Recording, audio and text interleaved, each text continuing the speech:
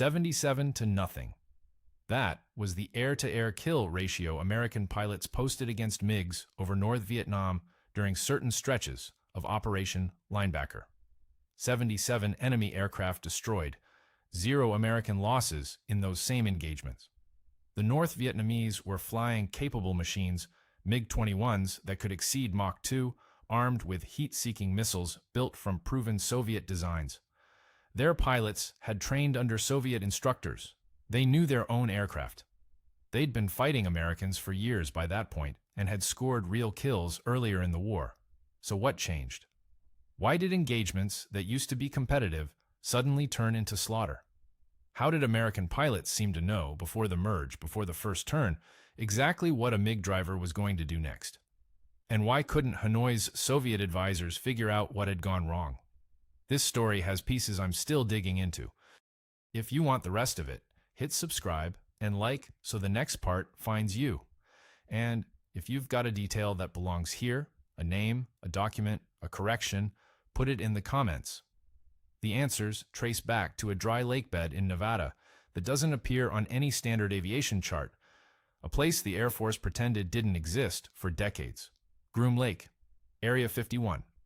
The name conjures UFO nonsense now, which is almost certainly fine with the Pentagon.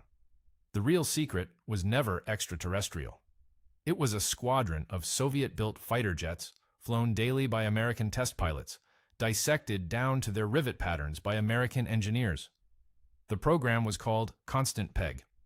Before that, it went by other names: Have Doughnut, Have Drill, Have Ferry. Each code name represented a different acquired MiG airframe. The first one showed up in 1966. An Iraqi defector landed a MiG-21 at an airfield in Israel, and within weeks, the aircraft was crated, shipped, and reassembled at Groom Lake. American pilots were flying it within a month. What they learned in that first month rewrote everything. The MiG-21 had a blind spot below and behind, a dead cone where the pilot's rear visibility dropped to almost zero. The aircraft bled energy in sustained turns above 400 knots. Its radar had a narrow scan width that American jammers could exploit with specific timing. None of this was theoretical. Test pilots flew the jet hard, pushed it to limits Soviet manuals warned against, and mapped every weakness with the methodical patience of surgeons. But the program didn't stop at one airplane. Over the following years, the Air Force and Navy acquired MiG-17s, additional MiG-21 variants, and eventually the MiG-23. Sources conflict on exactly how many airframes passed through the program. Some estimates say more than 24 over its full lifespan. The file that would settle the question stays classified. The pilots who flew these Soviet jets at Groom Lake weren't just test pilots running performance curves. They became adversaries. They flew against frontline American fighter squadrons in simulated combat, replicating Soviet tactics exactly as Moscow taught them. An F-4 Phantom crew rotating through the program would face a real MiG-21 flown by an American who'd memorized Soviet doctrine. The MiG would attack the way a Vietnamese or Soviet pilot would attack. Same entry angles, same missile employment ranges, same defensive breaks. The effect was devastating, not on the test range, in actual combat. A pilot who had faced a real MiG in training didn't freeze when he saw one over Hanoi. He'd already been there. The turn radius, the acceleration profile, the energy bleed in a high-G vertical maneuver above 20,000 feet, he'd cataloged all of it. He knew that if the MiG pulled nose up at that altitude, it would run out of energy in about 8 seconds. He didn't know this because someone told him in a classroom. He knew it because he'd watched it happen through his own canopy glass, over Nevada, with his hand on the stick. Moscow never asked why their tactics stopped working. The North Vietnamese reported that American pilots seemed to anticipate every move. But Soviet advisors attributed this to improved American radar and ground control. A reasonable guess? A wrong one. The real explanation was simpler and more unsettling. The Americans had been flying MiGs longer than some of the Vietnamese pilots had been alive. They knew the airplane's secrets better than the people who built it. 20 years of secrets, hidden behind a fence in the desert. Haifa, Israel.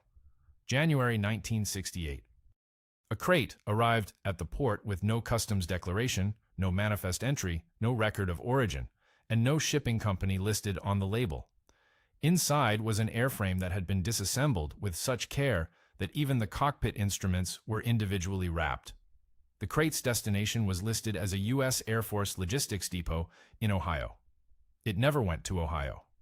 The MiG-21 that Iraqi pilot Captain Munir Redfa flew to Israel in August of 1966 was the prize that started everything. But getting it out of Israel required negotiations that dragged on for over a year. The Israelis had tested the aircraft themselves, extensively, and weren't eager to hand it over. American diplomats pushed. Mossad pushed back. Eventually, a deal materialized. The details of what the U.S. traded for that airplane remained sealed. Whatever it cost, the Air Force considered it cheap. Redfa himself had landed at a Mossad-arranged airstrip expecting asylum and a new life. He got both.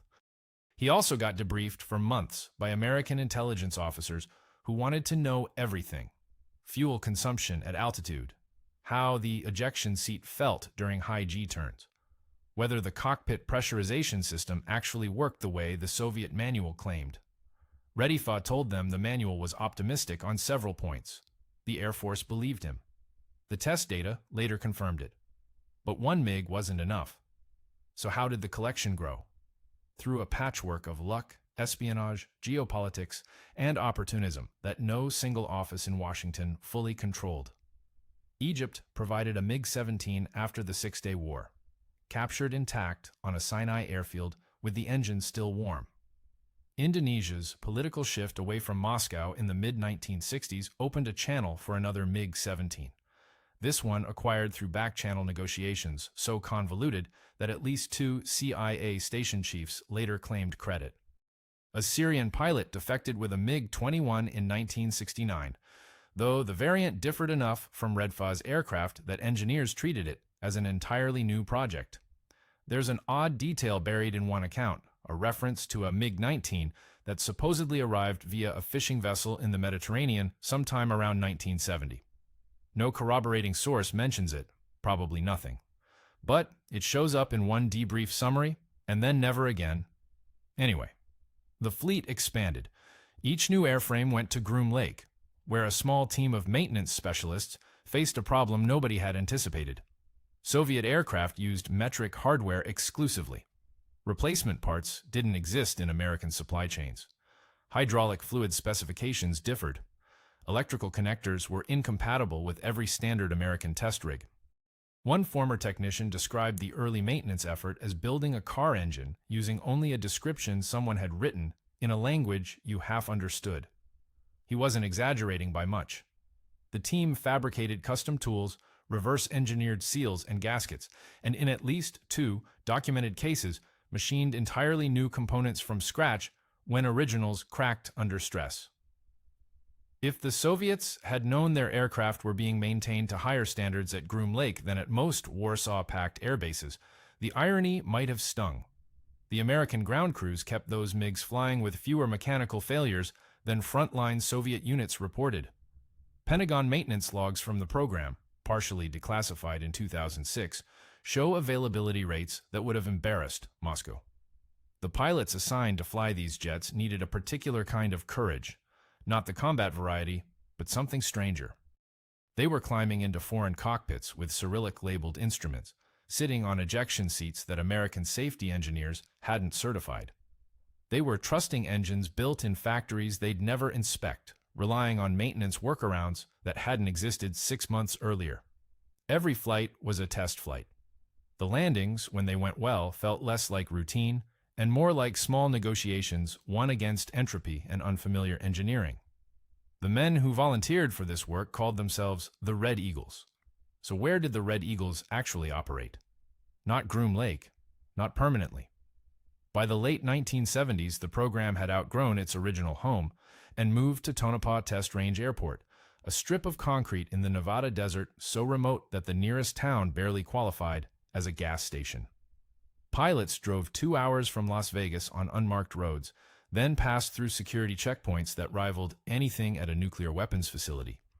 Their families were told they worked on classified test programs, which was technically true. The classified test program just happened to involve dogfighting in MiGs with red stars still painted on the tails. Selection was ruthless. A Red Eagle pilot needed at minimum 1,000 hours in high-performance fighters. Combat experience preferred. The screening process eliminated most candidates before they ever saw the facility. Those who made it through received a briefing that began with a simple statement: everything you are about to learn is classified at a level where disclosure means federal prison. Then they were handed a flight manual printed in Cyrillic and told to start memorizing. The sound of a Tumansky R-13 engine at full military power is nothing like an American turbo fan. Lower pitched and rougher, with a metallic rasp underneath the roar that one pilot compared to a chainsaw buried inside a thunderstorm. Ground crews heard that sound every morning at Tonopah, echoing off empty desert in air so dry it cracked their lips before noon. The MiGs would taxi out in pairs, meet their American adversaries at a designated merge point over the range, and fight. If the program had leaked 6 months earlier, before operational security protocols fully hardened in 1979, the diplomatic fallout could have handed Moscow an intelligence windfall worth more than any spy network. But it didn't leak. Not then. Anyway, daily operations followed a rhythm designed around paranoia. Flights launched before dawn or after dusk, whenever possible, minimizing the chance that Soviet reconnaissance satellites might photograph a MiG-21 parked on American concrete. Aircraft were stored in individual hangars with doors that closed automatically. Maintenance logs used code names for every airframe. Even the fuel was segregated. Soviet engines ran on different kerosene blends, and Tonopah maintained a separate fuel depot that officially supplied nothing. The Red Eagles flew 6 days a week during peak periods. Each sortie was a training engagement against visiting American squadrons rotating through on temporary assignment. An F-15 pilot from Langley or an F-4 crew from Homestead would arrive, knowing only that they'd face a dissimilar aircraft in mock combat. Most didn't know they'd be fighting an actual MiG until the debrief afterward. Their security clearances were upgraded on site, sometimes within hours of landing. The visiting pilots almost always lost their first engagement. The first thing they noticed was the silence on the radio. An F-15 pilot expecting to dominate a merge against some unknown adversary aircraft would typically fill the frequency with calls: Tally-ho, Bandit right, Fox 2. But in those opening seconds against a Red Eagle MiG, the visiting pilots went quiet. The aircraft across the circle wasn't behaving the way briefing slides said it should. It was smaller than expected, faster in the roll than expected, and it was already inside their turn. Lieutenant Colonel Gale Peck, one of the early Red Eagle pilots, flew the MiG-21 as an ambush fighter. He'd enter the merge slow, bait the American into a horizontal fight, then pull the nose vertical and roll over the top while the F-15 driver was still trying to solve the geometry. The MiG couldn't sustain that kind of maneuvering. Peck knew it couldn't. But for one turn, maybe two, the burst of performance was enough to put a simulated ATOL missile inside firing parameters. And in combat, one turn is all a missile needs. The visiting pilots would debrief afterward looking stunned. These were experienced aviators, men with hundreds of hours in the best fighters on Earth. The expectation walking into Tonopah was that they'd handle whatever the adversary threw at them. The reality was a simulated kill on their jet before they'd even established the fight. Across roughly 15,000 sorties, the declassified estimate for the program's full operational run, the Red Eagles cataloged a library of American mistakes. F-15 pilots consistently overestimated their turning advantage below 15,000 feet, where the MiG-21's lighter wing loading closed the gap. F-4 crews relied too heavily on radar intercepts and fell apart when forced into a visual knife fight. F-16 pilots, confident in their jet's agility, would chase the MiG into the vertical without checking airspeed and arrive at the top of the arc with nothing left. Every mistake got recorded, analyzed, and fed back into tactics manuals that filtered down to operational squadrons across the Air Force and Navy. The feedback loop was relentless. What made the program devastating wasn't the flying, it was the debrief. After each engagement, visiting pilots sat in a room with the Red Eagle who'd just beaten them and heard exactly what went wrong. The MiG driver would walk through the fight second by second. He'd explain that the MiG-21's radar couldn't track targets below a certain closure rate, so if the American had simply extended and re-engaged from a different angle, the MiG would have lost the picture entirely. He'd explain that the Tomansky engine's throttle response lagged by nearly 2 full seconds during rapid power changes, meaning any fight that forced repeated accelerations and decelerations favored the American jet. These weren't abstract lessons. A pilot who learned them at Tonopah carried them into combat with the kind of certainty that only comes from experience. One detail from a partially declassified after-action report stands out. During a series of engagements in 1981, an F-15 squadron from Eglin rotated through the program. Their kill ratio in the first day's sorties was roughly 1-4. The MiGs won 4 engagements for every American victory. By the third day, the ratio had inverted. Same pilots, same aircraft on both sides, same Red Eagle adversaries using the same Soviet tactics. The only variable was knowledge. If the Soviets had run a similar program, acquired an F-15 somehow, flown it against their own pilots at a range in Kazakhstan, the Cold War's air combat calculus might have shifted. They never did. Whether this was an intelligence failure, a doctrinal blind spot, or simply bad luck, the records don't say. The Soviets kept training against their own aircraft, simulating American tactics from translated manuals and satellite photography. Paper versus experience. Moscow chose paper. But that's beside the point. The point is what happened inside the heads of American pilots after Tonopah. A Navy lieutenant commander who went through the program described the change in a way that stuck with the officers who heard it. He said that before Tonopah, a MiG was a threat. After Tonopah, a MiG was a problem. And he knew the answer. The distinction sounds small. In a cockpit at Mach 1.2, with a missile warning tone screaming in your helmet, the distinction between fear and confidence is the distance between dying and killing. 15,000 sorties exposed roughly 6,000 American fighter pilots to real Soviet hardware before the Cold War ended. 6,000 men who walked into their next assignment knowing something their opponents would never know about them. The Soviets trained to fight Americans. Americans trained to fight MiGs. The difference sounds subtle until the merge. 2 Syrian MiG-21s broke through the cloud deck over the Bekaa Valley at 11,000 feet, already locked in formation for an intercept they believed they controlled. Below them, Israeli F-15s and F-16s were stacked in a kill box the Syrians didn't know existed. June 1982. Operation Mole Cricket 19. In the next 48 hours, the Syrian Air Force lost somewhere between 82 and 86 aircraft. The exact count depends on which Israeli source you trust. The Syrians lost 0 Israeli jets in return. 0. Several of the Israeli pilots who flew those sorties had rotated through American dissimilar air combat programs fed directly by constant peg data. The tactics they used, the specific countermaneuvers against MiG-21 turning profiles, the exploitation of known radar blind spots, the deliberate energy management designed to starve the Tomansky engine of the sustained power it needed, came from Tonopah. The Syrians flew Soviet doctrine by the book. The Israelis had read the book and tested it against the real hardware, then written the counter-argument in red ink. Damascus called it a catastrophe. The file from the Israeli Air Force's internal review uses a different word. It calls the result expected. But the Bekaa Valley was a regional war with a regional air force flying export model MiGs. The real exam came 9 years later over a country with one of the largest air forces on the planet. So, what happened when Desert Storm kicked off on January 17, 1991? The Iraqi Air Force fielded over 750 combat aircraft. MiG-29s, MiG-25s, MiG-23s, MiG-21s, Mirage F-1s. A layered air defense network that Pentagon planners ranked among the densest in the world. Coalition air commanders expected losses.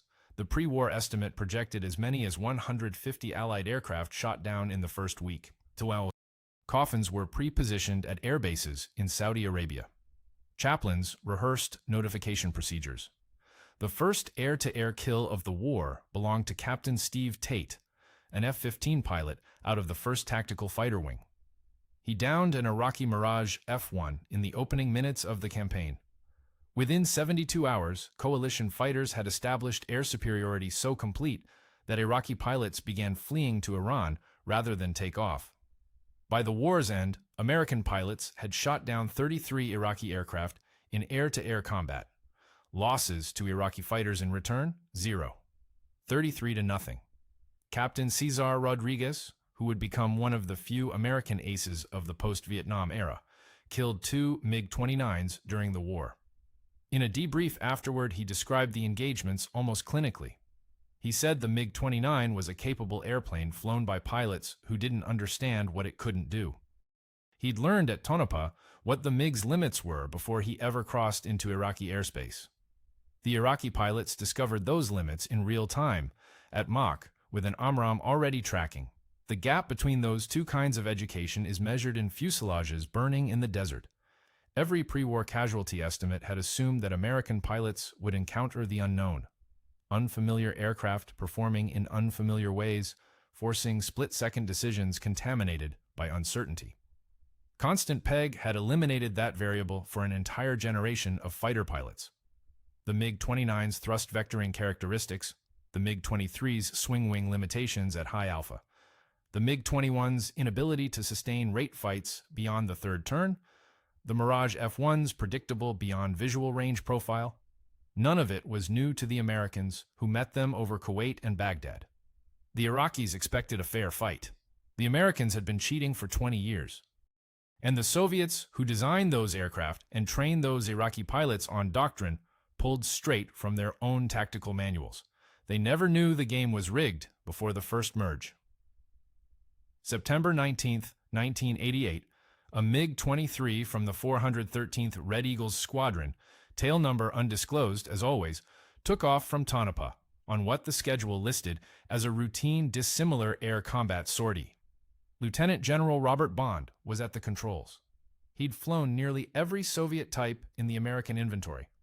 Thousands of hours in aircraft built by engineers who would have been horrified to know an American general was wringing out their designs over Nevada. Bond's MiG entered a spin at high altitude. The aircraft never recovered. It hit the desert floor northwest of the range complex, and the fireball was visible from the hangars. The Air Force told his family he died in the crash of a classified test aircraft. The obituary in the base newspaper didn't mention the word MiG. His widow received a flag and a citation that described his service in language so vague it could have applied to a desk officer. The program's security protocols held even in death. Bond's sacrifice stayed buried inside a classification wrapper for another 18 years. The cost on the American side was real and painful, acknowledged only in whispers among men who'd been there. Secrecy cost the other side differently. Soviet aviation engineers knew the MiG-21 had a critical angle of attack limitation above 32 degrees. They documented it thoroughly in internal Mikoyan-Gurevich technical reports during the late 1960s. The airframe would depart controlled flight with almost no warning, a phenomenon the engineers called spontaneous autorotation, their clinical term for an airplane suddenly trying to kill its pilot. The fix would have required a redesigned wing route and modified horizontal stabilizer. The estimated cost per airframe was modest. The redesign was never approved. The technical reports were classified at a level that prevented them from reaching operational squadrons. Export customers, Egypt, Syria, Iraq, North Vietnam, received even less information. Their pilot training manuals listed the angle of attack limit as 38 degrees. 6 degrees of lies between what the engineers knew and what the pilots were told. 6 degrees doesn't sound like much. In a turning fight against an F-15, whose pilot had practiced against the real aircraft at Tonopah and knew exactly where the MiG would break, 6 degrees was the margin between a recoverable maneuver and a coffin. The Soviets classified their own weaknesses so aggressively that their allies flew into combat with a fundamentally false understanding of the machine underneath them. Iraqi MiG-21 pilots in 1991 pushed their aircraft to the limits listed in their manuals. limits that had been fabricated by a bureaucracy more concerned with export reputation than pilot survival. When those aircraft departed controlled flight in the middle of a merge, the pilots inside had approximately 4 seconds to recognize what was happening, attempt recovery using procedures designed for a different flight regime, and eject. The American on the other side of the fight didn't even need to fire. The MiG killed itself. Moscow's obsession with concealing flaws extended beyond the MiG-21. The MiG-29, their most advanced fighter exported before the Soviet collapse, shipped to Iraq with a radar system that Mikoyan's own test pilots had flagged as unreliable in look-down scenarios. The deficiency report went to the Ministry of Defense. It did not go to Baghdad. Iraqi MiG-29 pilots trained for beyond visual range intercepts using a radar that their own manufacturer knew would lose track of low-flying targets in ground clutter. The confidence in their training was total and totally misplaced. American secrecy created advantage. Soviet secrecy created ignorance, and not in the enemy, but in their own ranks. The Red Eagles program hid capability, while the Soviet classification system hid vulnerability. One of those secrets saves pilots. The other buries them. A former Mikoyan engineer, interviewed after the Soviet collapse by a British aviation researcher, described the dynamic with a bluntness that apparently surprised even the interviewer. He said the ministry didn't want allies to know the aircraft's real limits because they might demand refunds, or worse, buy French. So, the manuals were adjusted. He used the Russian word podpravlenie, which translates roughly as corrected. The interviewer noted that the engineer smiled when he said it. Somewhere in the Iraqi desert, scattered across an area south of Talil Air Base, the wreckage of an Iraqi MiG-21 sits half buried in sand. It went down on January 27, 1991, the 10th day of the air war. No ejection seat fired. The aircraft hit the ground in a flat spin at an angle of attack its pilot's manual said was recoverable. The manual was printed in Moscow. The pilot's name appears in Iraqi Air Force records as Lieutenant Khalil al-Duri. He was 26. The manual is still in the cockpit.